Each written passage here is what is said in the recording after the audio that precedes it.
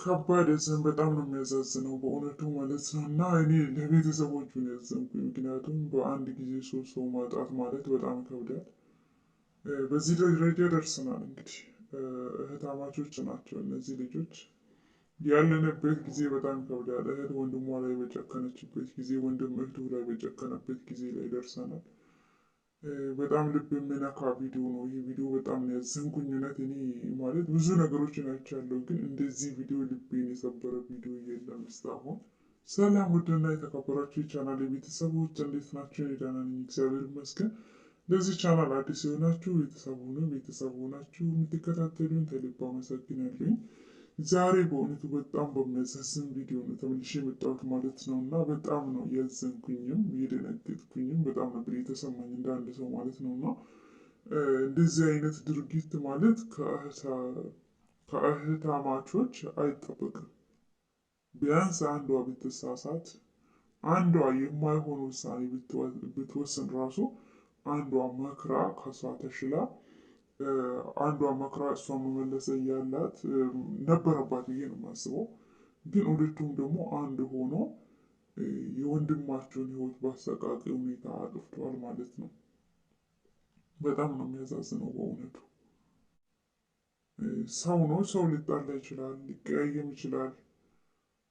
መቼም በጥቅም ነው የሚሆነው በዚህን ጊዜ ማለት ነው። እና ወይም በጥቅም ተጣልቶ ሊሆን ይችላል። ትዕግስት ብኖራቸው ያን ጥቅም ነገ ሊያገኙት ይችላሉ። ሰርቶም ሊያገኙ ይችላሉ። በሰውም ቢያስጠይቁ ያ ነገር ሊመለስላቸው ይችላል። መቼም እህት ከመሬት ተነስታ ወንድምን አትገለውም ያለ ምክንያት። እሷም ምክንያት ሊኖራት ይችላል።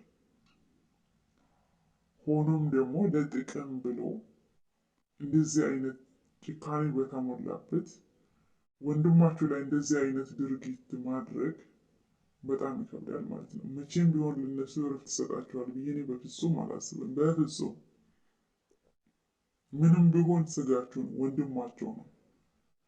አንዳንዴ ተናደን የምንወስነው ውሳኔ ለወቅቱ ትክክል ሊመስለን ይችላል። መልሶ ግን እኛንም ይጎዳናል፣ ይጸጽተናል። ተጸጽተንም ደግሞ ከዛ ውስጥ መውጣት የማንችለው ነገር ውስጥ ራሳችንን እንከታለን። ተረጋግተን ለደቂቃ ብናስብ ለዛ ነገር መፍትሄ ልናገኘው እንችላለን። ቢያንስ ሁለት ናቸው። አንዷ መጥፎ ውሳኔ ብትወስን እንኳን አንዷ መክራ መመለስ ነበረባት። ሁለቱ ግን ተመካክሮ አንድ ሆኖ ወንድማቸው በተኛበት ክፍል ገብቶ ወንድማቸውን ቆራርጦ ከገደሉ በኋላ ለመጥፋት ቢሞክሩ የትም አላመለጡም። እነዚህ ልጆች በሕግ ተይዘዋል ማለት ነው። እስር ቤት ገብተዋል። አሁን እስር ቤት ነው ያሉት። ነገር ግን እዛም ሆኖ መቼም እረፍት ይሰጣቸዋል ብዬ ማለትም አልችልም። ከባድ ሐዘን ነው ለቤተሰቦቹ ከባድ ሐዘን ነው። እዛ ጋር የሞተባቸው ልጃቸው ነው። እዚህ ጋርም የታሰሩ ልጆቻቸው ናቸው። በጣም ነው የሚያሳዝነው። ከአንድ ቤት፣ ከአንድ እናት፣ ከአንድ አባት ተወልዶ አብሮ አድጎ በዚህ ደረጃ ደርሶ ዛሬ መልሶ ወንድማቸው መግደል በጣም ይከብዳል። በዚህም ጊዜ ላይ ደርሰናል። እስከ ዛሬ ብዙ ነገሮችን አይቻለሁ፣ ብዙ ነገሮችን ሰምቻለሁ፣ ብዙ ነገሮችን ስንሰማ ቆይተናል። ግን የዚህ ደግሞ ከምንም በላይ ይከብዳል ማለት ነው። ሚስት ባሏን ገደለች። ያውም እኮ ምክንያት የሆነ ብቻ ምክንያት ነው ተብሎ በማይታሰብ ያ ቢነጋገሩ እኮ በንግግር እንኳን መፈታት የሚችል ነገር ሆኖ እያለ የሆነ የማይሆን ነገር ይወስናሉ።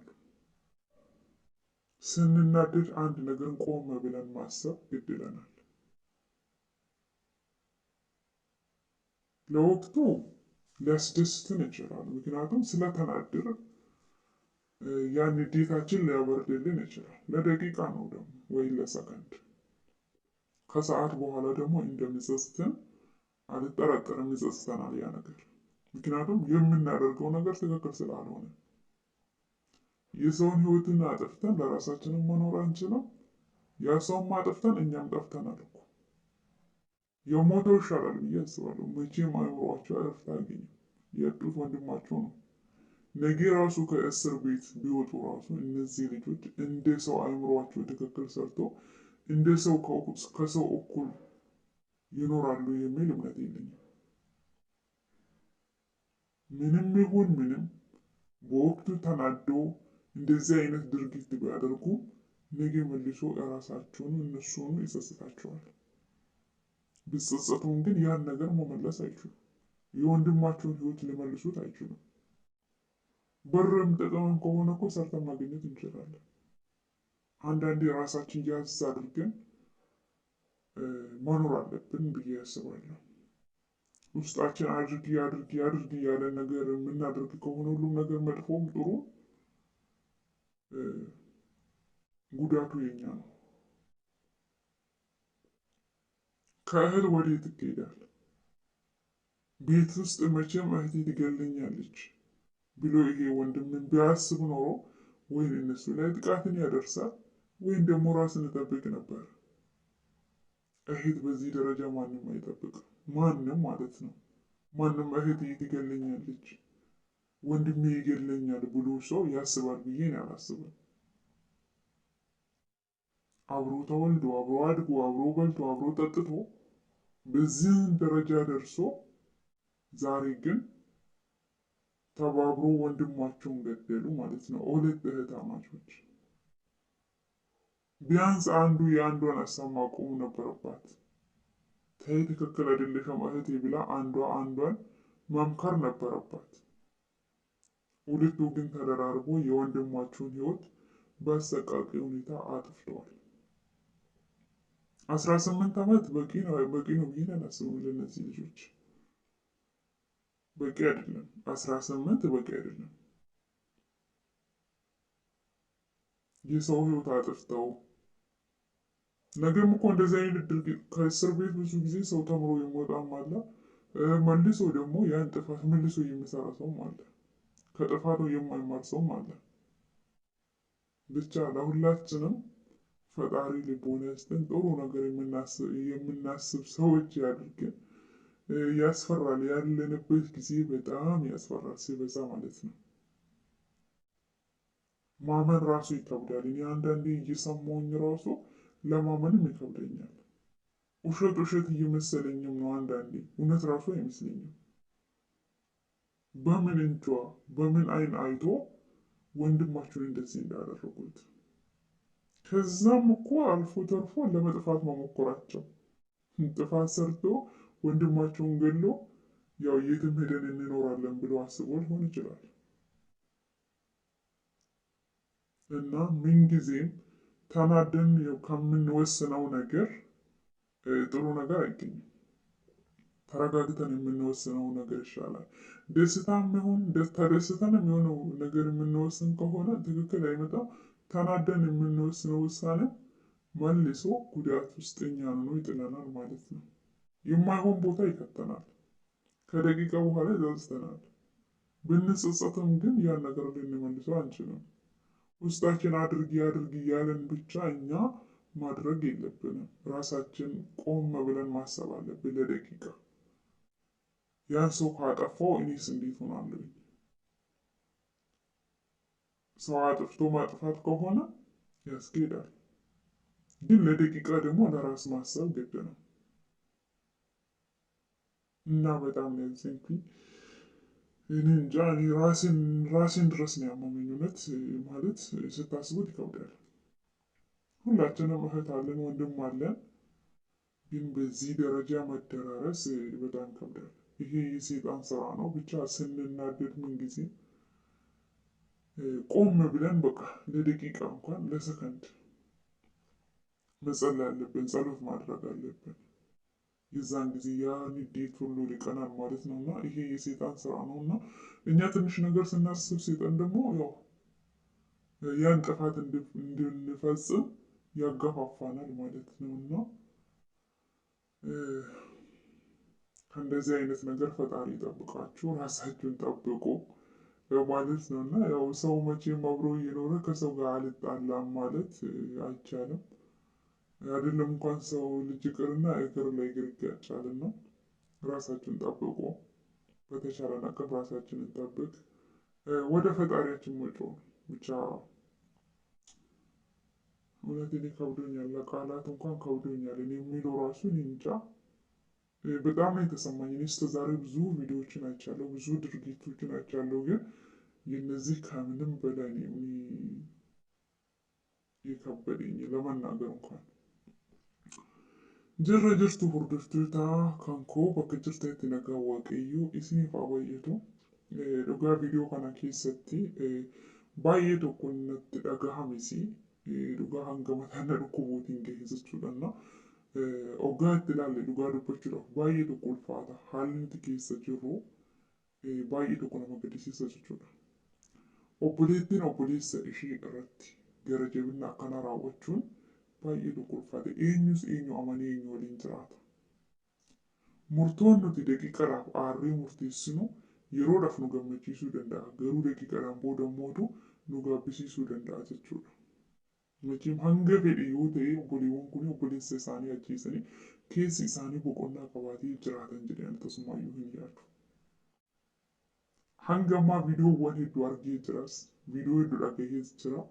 Haati manaa abbaa manaa ishee ajjeestee qaama saalaa abbaa manaa ishee irraa murtee albee shunkurtii murtuu morma abbaa manaa ishee irraa murtee ajjeestee waan gara garaa dhagahaatiin ture jechuudha. Garuu kan akka viidiyoo kanaatti dhagahame hin jiru dhugaa dubbachuudhaaf. Baay'ee ulfaata. Nama ta'ee kan waliin lolli hin jiru. Namni wal dhaba jireenya isaa keessatti yaada walii galuu dhabuu danda'a. Maaliif kan namni tokko yaadu tokko hin yaadu waan ta'eef. Tokko garuu ka'ee tokko osoo hin beekin gocha akkanaa gocha sukkanneessaa namarratti raawwata yoo ta'e eenyutis eenyu amaneeti eenyu waliin jiraata. Bichaan baay'ee akkanatti dhagahame isa dhugaa dubbachuu jechuudha. Obboleewwan lamaan biyaansi takka yoo balleessite takka dhaabbadhu ittiin gorsuu osoo qabdu lamaan isaaniiyyuu walii galanii lubbuu obboleessa isaanii irratti murteessan. Nama du'e irraa homaan argamu biyaansi faayidaadhaaf walitti dhufanii har'a namni kun wal loluu danda'a. Faayidaa yoo ta'e immoo boru hojjetamee argamuus danda'a. Namaan gaafachiisuunis ni danda'ama. Macheen faayidaadhaan alatti waan tokkoon alatti namni kun lafaa ka'anii sababa tokko malee obboleewwan kun obboleessa isaanii ajjeesan jedhee ani hin yaadu. Rakkinni gidduu isaanii jiraachuu danda'a. Rakkinni gidduu isaanii jiru isaanii fi rabbitti walitti beeka. Haa ta'u garuu aarii keessa taa'anii sa'aatii aarrisanitti waan hin taane murteessuun nama sanis miinee ofii keenyaafis ni miidhamna.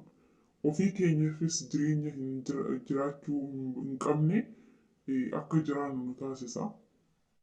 Deebinee mootuu gaabbii hangana hin jedhamne illee akka nutti dhagahamu nu taasisa jechuudha. Yeroo gammannes waa murteessuu hin qabnu. Yeroo aarris waa murteessuutii hin qabnu. Aarii yeroo aarri waa murteessinu nu miti malee nu fayyadu. Yoomiyyuu ta'e taanan jechuudha.